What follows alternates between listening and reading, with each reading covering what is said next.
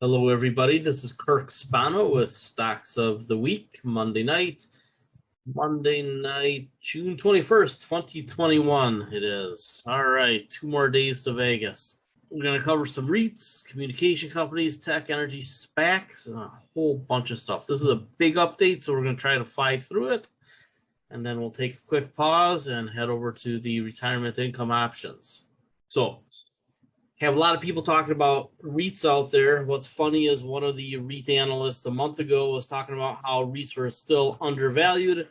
And then just last week, he pivoted to, oh no, the sky is going to fall on REITs. Well, I think with the REITs, just like everything else, it is company to company. You have to know the company.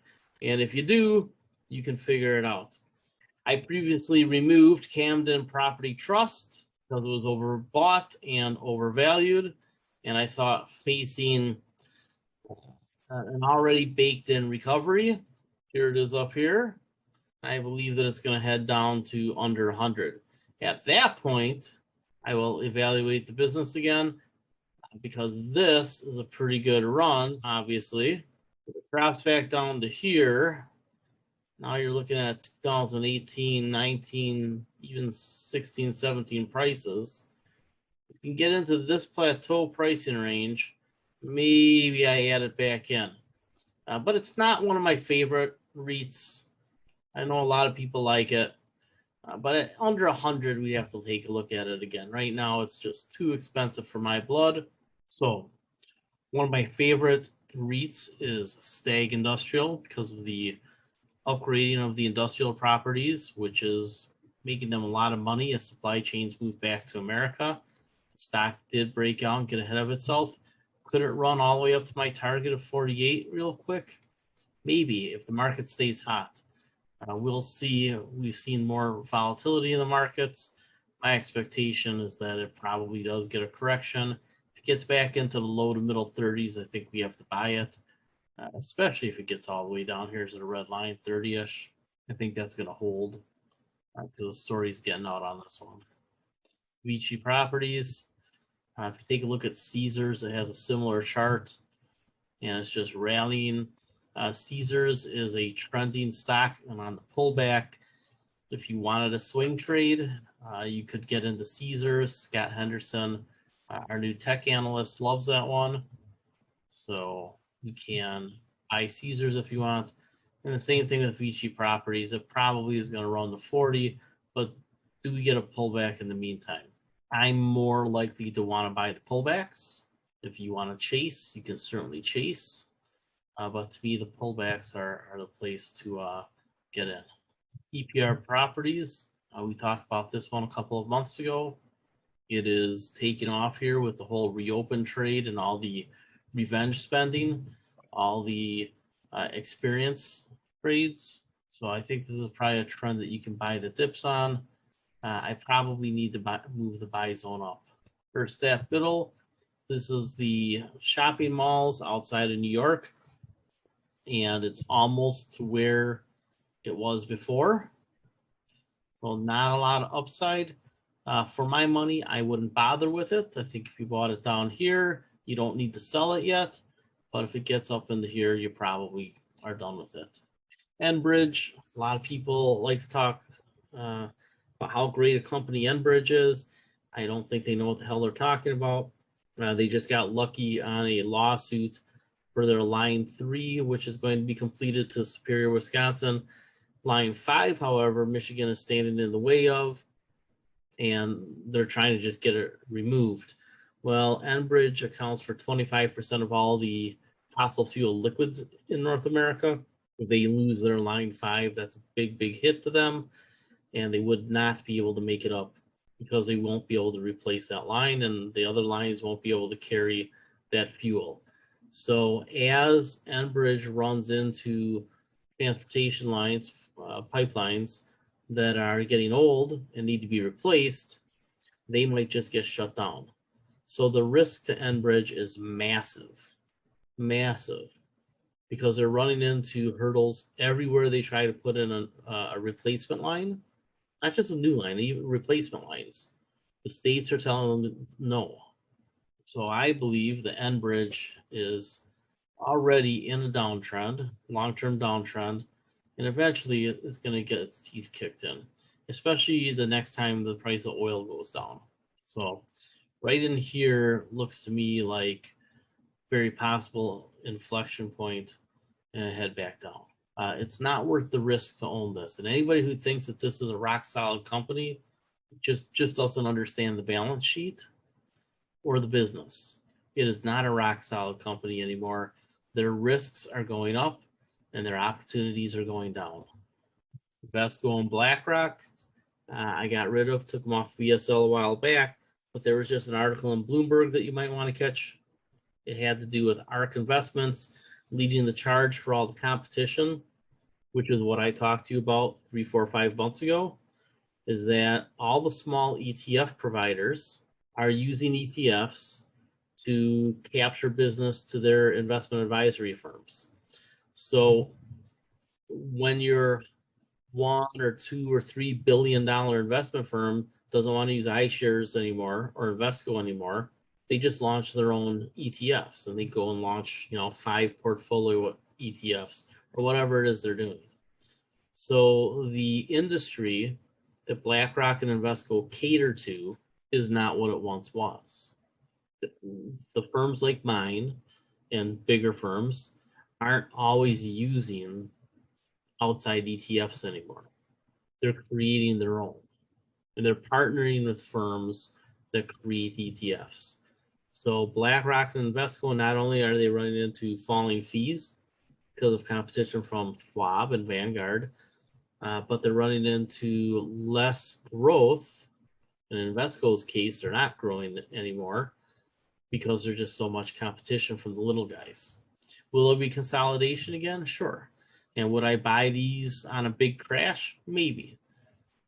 They'd have to see a lot of their competition wiped out, which will happen the next time the stock market crashes. All the little guys will get, thrown into oblivion.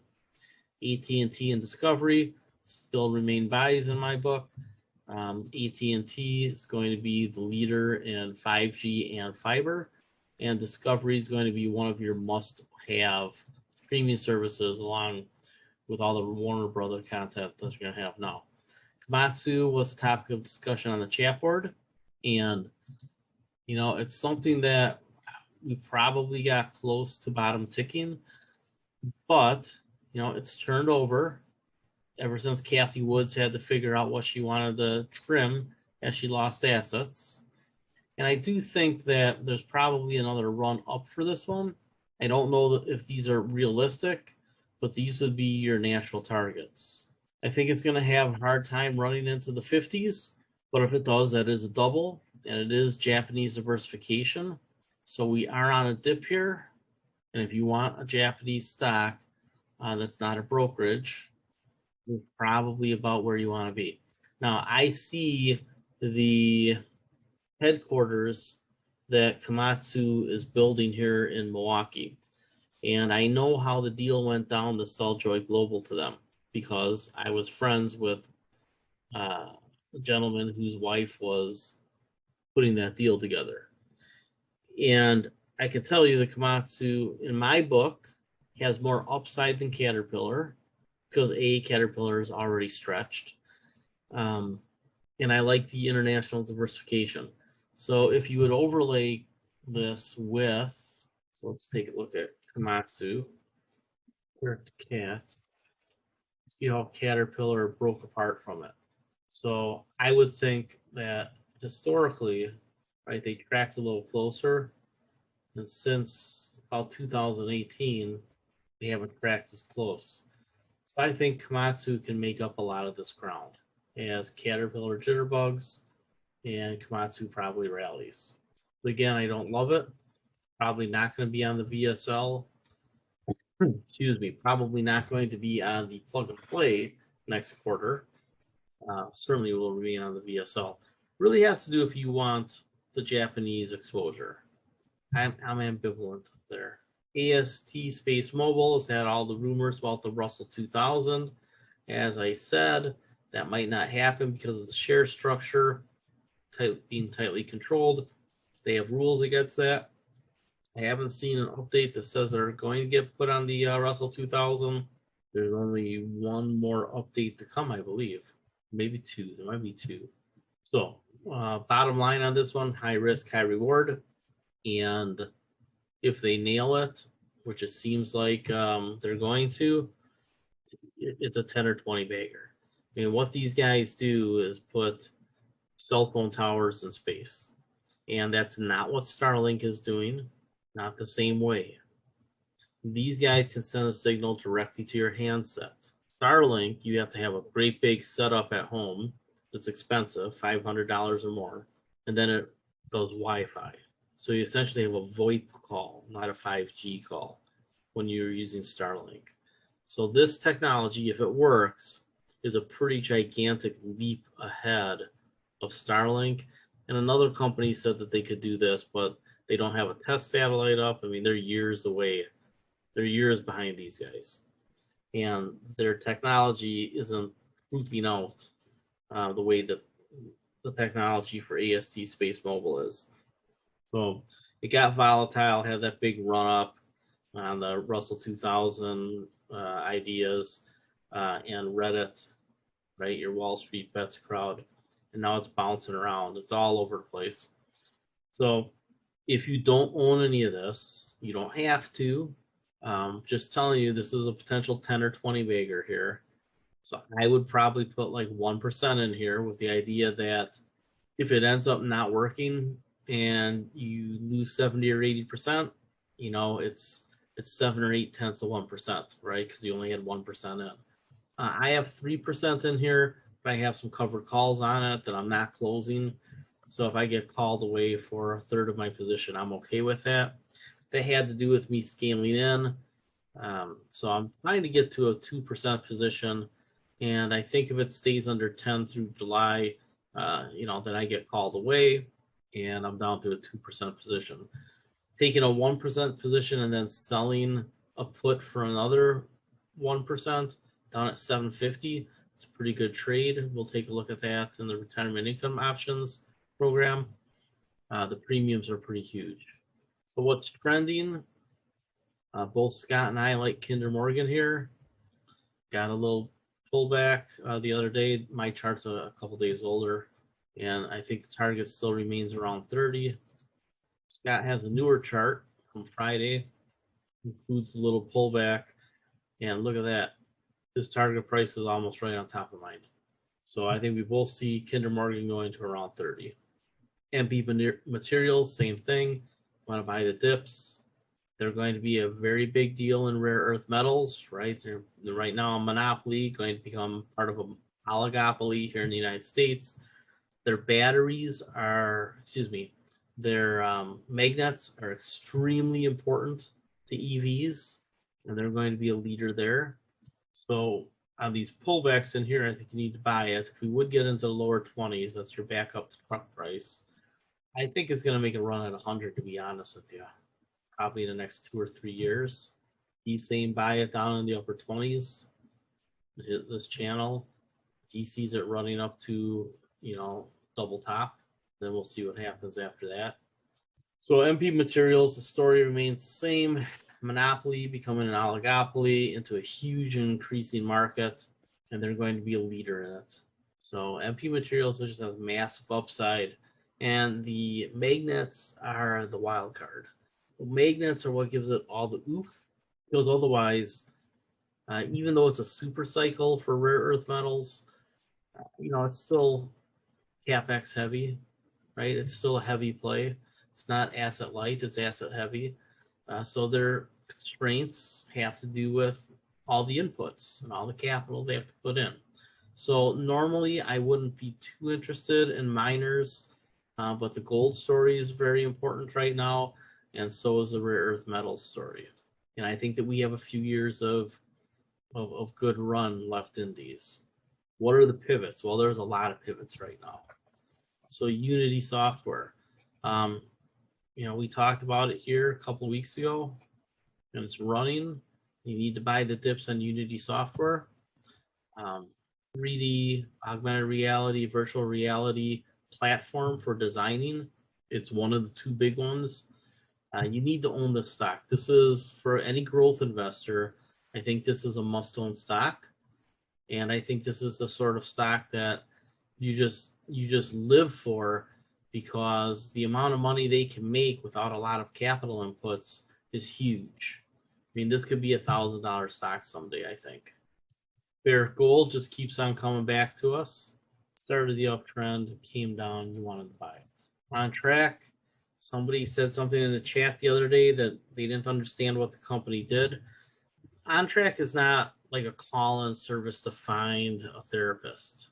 This is an AI platform, artificial intelligence platform, that helps manage mental health cases.